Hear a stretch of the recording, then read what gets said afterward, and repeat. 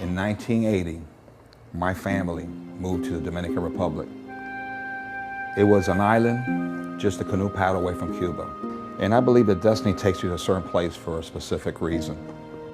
It's hard for anyone to understand the dire, impoverished conditions that exist in the Caribbean area of the Dominican Republic. I was not aware at that time that something was going to change my life. But they would come, and I would see children running in, total chaos, without shoes, children of 6, 7, 8 years old, in the middle of the day. They weren't in school. A lot of them had lost their teeth. During all the visits of all my guests at Chateau La Fuente, no one visited Chateau La Fuente more than my brother and my dear friend Eric Newman, along with his father Stanford and his brother Bobby Newman. They would come regularly, and we would take them all through the farm. They would see the development of Chateau La Fuente. And one day Eric asked me, why were the children walking with pails of water on their head? Why weren't they in school? And during many visits after that, he said, Carlos, maybe we could make a little classroom, a wing to help these younger children. And hopefully they could learn to maybe read and write or add to 10. And that's how this whole thought began, this whole thought process. I saw about 30 kids in a classroom, all huddled around the doorway in there. They had no lights, no electricity. They were trying to do their lessons just from the natural light outside. Most of these homes have no water. Most of these huts where they live, shacks, have no water in their houses, in their shacks. So some of these girls and boys have to walk as much as 2 miles carrying jugs of water from the river to their homes, and then still the water's not fit to drink, it's contaminated. These kids are just like kids born in the United States. They're young, they're naive. They don't know that life has dealt them a tough hand. Because for generations, they've been ignored by the government, ignored by the community, ignored by society. And I spoke to Eric about David Luther, a gentleman who I worked with over the years. For the last 30 years, David Luther and IDDI have been working with Dominicans in impoverished areas to teach them life skills so they can take care of themselves. I spoke to Mr. Luther about this vision that Eric and I had about building a classroom for these children.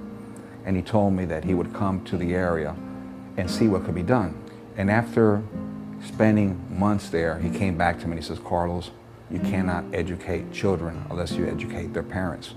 Because the children would go home with books, and the parents would tell the children, get rid of those books and go to work. We don't eat with books. And he explained to me the responsibility of an integral process, that not only it was a responsibility to educate the children, but also the parents.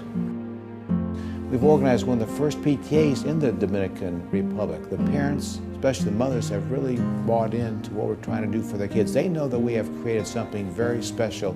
If you do something for me, I'd say thank you. You do something for my kid, I say you're my best friend. And right now, we in Cigar family are the best friends of these parents, these mothers. A lot of the mothers are volunteering. What is so unique about our Cigar Family Community Project from a lot of similar efforts, everybody sees a need, but when you see a need, then what people do is raise the money, then they build. But we couldn't wait. These people needed education, they needed medical, they needed fresh water right now.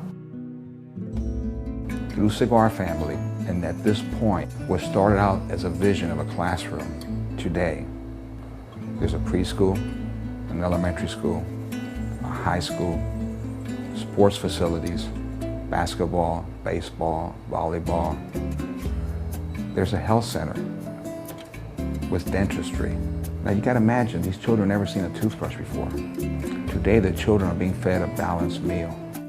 There's organic agriculture, from honey to the earthworms. It's a complete cycle. There's shrimp farming, there's fish farming, there's all kinds of vegetables and fruits. Not only to feed the children, but for them to learn the value of the earth and to learn to protect nature. These kids are learning lifelong skills. They're learning English, they're learning computers. They know they got something special and they want to get ahead. All they needed was a chance. These children used to run up to me and ask me for 20 pesos. Today they come to me and says, Carlito, give me an opportunity to come into the foundation to the project. I want an education. I can't believe how quickly Cigar Family has made a difference. We opened up our school, the test results were at 37 nationally. By the end of the first year, they've more than doubled to 79. This is something that's amazing. I had never in my life thought that I would see the results so quickly. And in just several years to see the children how they're becoming leaders and at their young age in their communities. How you can see, for example, you see one child that's attending Cigar Family project, and maybe they have a brother or sister who's not attending because we just don't have enough capacity at this moment. And you can see the difference, how one child seems to be lost without much hope in life, yet the other child is talking about great ambitions and becoming a doctor, becoming a teacher, and to wanting to give back to their community. It's really scary to me to think this transformation is a miracle thanks to the generous support of so many people throughout the world and Cigar Family members. It's scary to me to think what is probably more severe than once you give a child hope is to take that hope away. Our hope, our dream, our vision is that these kids will someday graduate from high school, go to college, become doctors, become nurses, become teachers, and give back.